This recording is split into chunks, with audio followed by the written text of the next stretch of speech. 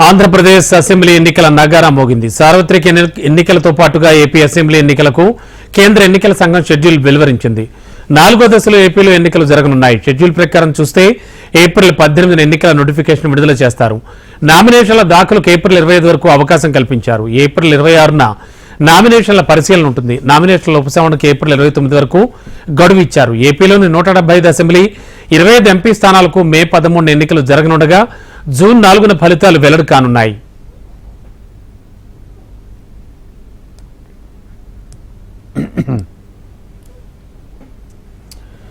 ఇదే అంశానికి సంబంధించి లేటెస్ట్ ఇన్ఫో అందించడానికి గుంటూరు నుంచి మా కరెస్పాండెంట్ నరసింహ సిద్ధంగా ఉన్నారు.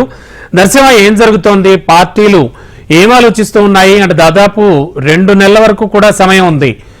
ఎన్నికల నోటిఫికేషన్ కూడా అంటే షెడ్యూల్ ప్రకటించింది ప్రస్తుతానికి ఇందాక సాయంత్రం 4 గంటలకి ఎలక్షన్ కమిషన్.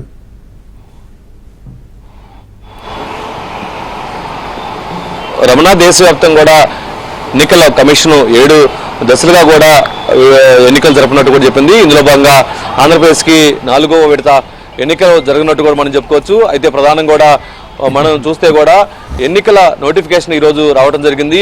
ఈ రోజు నుంచే ఎన్నికల కోడ్ కూడా అమల్లోకి వచ్చినట్టు తెలుస్తుంది. అమల్లోకి వచ్చిందనే మనం చెప్పుకోవాలి. అంతేకాకుండా కూడా ప్రధానం కూడా ఏదైతే ఉందో ఈ ఎన్నికల నోటిఫికేషన్ వచ్చిన రోడ్డు నుంచే ఈ రోజు మనం చూడొచ్చు. ఎక్కడైనా సరే ఎన్నికలకు సంబంధించినట్టు రాజకీయ పార్టీకి సంబంధించినటువంటి ఫ్లెక్సీలు కానీ, అంతేకాకుండా ఎవరైతే ఉన్నారో రాజకీయ పార్టీలకు చెందినటువంటి నేతలకు సంబంధించిన విగ్రహాలకు కూడా ముసుగు వేయటం జరిగింది. అన్ని ఫ్లెక్సీలు, రాజకీయ పార్టీ ఫ్లెక్సీలు కూడా తొలగించడం జరిగింది. దాంతోపాటు ఇక ప్రధానంగా కూడా మనం చూస్తే కూడా ఎన్నికల కోడ్ ఈ రోజు నుంచి అమలు రావడంతో పాటు మరోవైపు ఏప్రిల్ 18 నుంచి ఎన్నికల నామినేషన్ ప్రక్రియ ప్రారంభమైనట్టు చెప్పుకోవచ్చు. నామినేషన్ యొక్క ఉపసంహారం వచ్చరికి 25 వరకు ఉంది. 26 స్కూట్ని, ఏప్రిల్ 26, ఏప్రిల్ 29న నామినేషన్ యొక్క ఉపసంహరణ. సో మొత్తంగా మనం చూస్తే ఏప్రిల్లో ఇటు మే 2 నెలలు కూడా పూర్తి స్థాయిలో ఎవరైతే ఉన్నారో అభ్యర్థులు ఎన్నికల ప్రచారం చేసుకోవడానికి కూడా గడువు ఉన్నట్లు కూడా మనం చెప్పుకోవచ్చు. ఎక్కువ సమయం కూడా ఉంది. అయితే ఎక్కువ సమయం ఉండటం వల్ల ఇక్కడ ప్లస్ మైనస్లు మనం చెప్పుకుంటే రమణ, ప్రధానం కూడా ప్లస్ విషయాలకు వస్తే ఇప్పటికే అన్ని రాజకీయ పార్టీలు కూడా అభ్యర్థులు ప్రకటించడం జరిగింది. ఈ అభ్యర్థుల్లో ప్రధానంగా మనం చూసుకుంటే కూడా ఆంధ్రప్రదేశ్లో ముఖ్యంగా రాజకీయ పార్టీలు సర్వేల ప్రధానం కూడా ఆధారపడి ఉన్నాయి. సర్వేల ఆధారంగానే అభ్యర్థులకి సీట్లు ఇవ్వడం జరిగింది. సో ఈ నేపథ్యంలోనే ఎవరైనా సరే అభ్యర్థులకు అనుకూలంగా సర్వేలు లేకపోతే వాళ్ళకి బీఫారం ఇచ్చే వరకు కూడా అభ్యర్థిని మార్చి ఇంకొక అభ్యర్థి కూడా ఇచ్చుకునే అవకాశాలు ఉన్నాయి. అంతేకాకుండా కూడా ఎవరైతే అసంతృప్తి ఉన్నారో ఆ వ్యక్తిని పక్కన పెట్టి ఇంకొకరు కూడా ఇచ్చుకునే అవకాశాలు ఉన్నాయి. సో దాంతోపాటు ఈ ఇంటింటికి ప్రచారం కానీ జనంలోకి అత్యధికంగా సమయం కేటాయించే అవకాశం కూడా ఈ 2 నెలల గడువు రావడం వల్ల కూడా అభ్యర్థులకి ఎక్కువ సమయం ఉన్నట్టు మనం చెప్పుకోవచ్చు.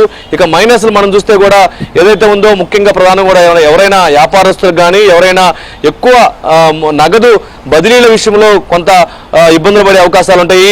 ఎన్నికల కోడ్ అమల్లో ఉండటం వల్ల కొంత ట్రాన్స్పోర్ట్ అవకాశాలు కానీ వీటన్నిటి వల్ల కూడా కొంత ఇబ్బందులు పడే అవకాశాలు కూడా ఉన్నాయి. ఇది మైనస్ విషయాలు మనం చూస్తే మాత్రం.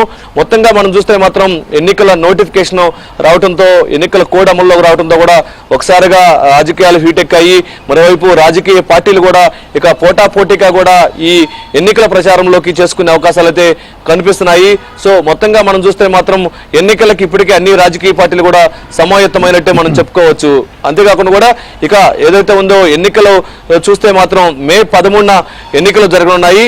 జూన్ 4వ తారీఖున ఫలితాలు వెళ్ళున్నాయి. సో మొత్తంగా చూస్తే మాత్రం నామినేషన్లకి, అంతేకాకుండా కూడా ముఖ్యంగా మనం చూస్తే మే 13 ఎన్నికల జరగనున్నాయి కాబట్టి మే 11వ తారీఖు సాయంత్రం వరకు కూడా ఈ అభ్యర్థులు ప్రచారం చేసుకునే అవకాశం ఉన్నట్టు మనం చెప్పుకోవచ్చు.